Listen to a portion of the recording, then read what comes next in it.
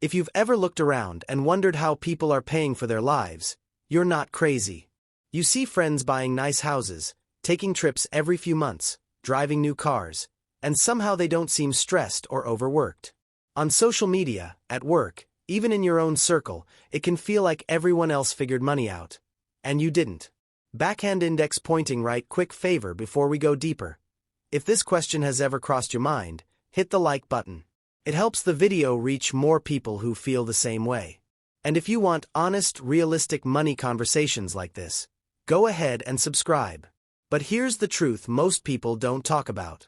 What you're seeing is usually not the full story. In fact, it's often the opposite of what it looks like. Once you understand what's really going on behind the scenes, things start to make a lot more sense. Let's start with houses, because that's usually the first thing people use to judge success. When someone buys a new home with a big kitchen, extra rooms, maybe even a pool, it instantly sends a message: they're doing really well. But what most people don't realize is how much of their income that house is actually eating up.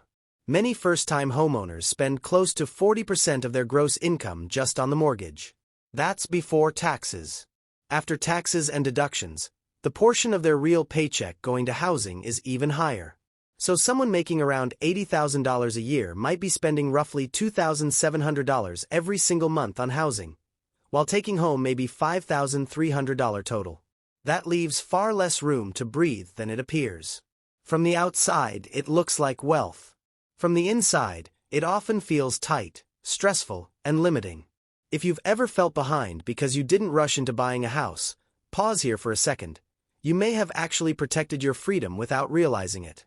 Now let's talk about cars. Few things make someone look well off faster than a new car. But most new cars aren't paid for with cash. Around 85% of new cars are financed, and a surprising number of people are paying over $1,000 a month just for the car payment alone.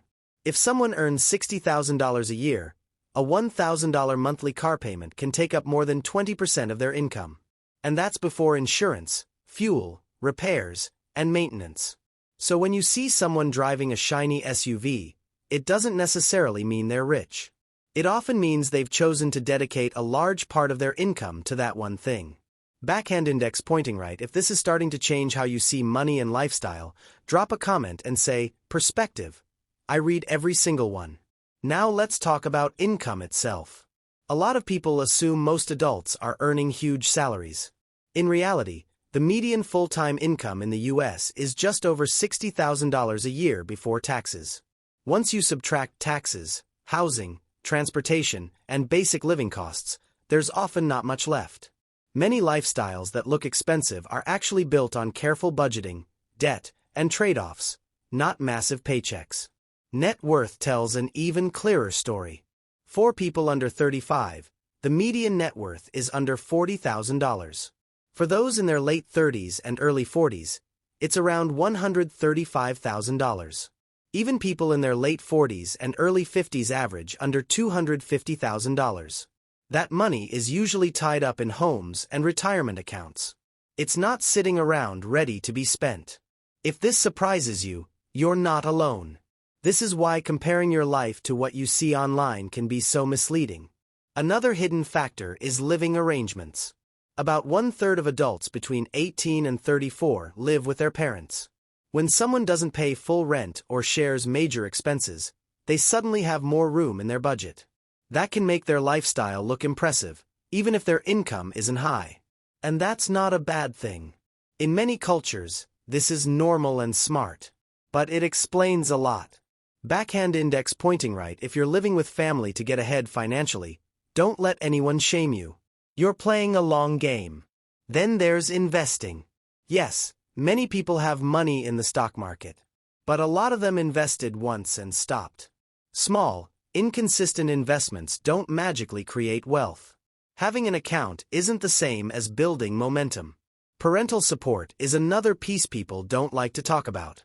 Around half of parents with adult children provide regular financial help. That help can cover rent, groceries, loans, or even fun spending. Some parents also paid for college, giving their kids a major head start. From the outside, it looks like independence. Behind the scenes, there's often quiet support. This isn't about judging anyone. Some people are genuinely thriving through income, business, or investments. Others have family help. Both can be true, but they're fewer than they appear. Social media highlights success and hides stress, debt, overtime, and sacrifices. And here's the part one want you to remember. If you're paying your bills, avoiding bad debt, saving when you can, investing slowly, and resisting pressure to look rich, you're doing better than you think. Backhand index pointing right. If this video helped calm your comparison mindset even a little, share it with someone who's been feeling behind. You never know who needs to hear this. Real wealth is quiet. It's steady. It doesn't beg for attention. So the next time it feels like everyone else is ahead, remember, you're only seeing the tip of the iceberg. Backhand index pointing right. Subscribe for more honest money conversations. And I'll see you in the next video.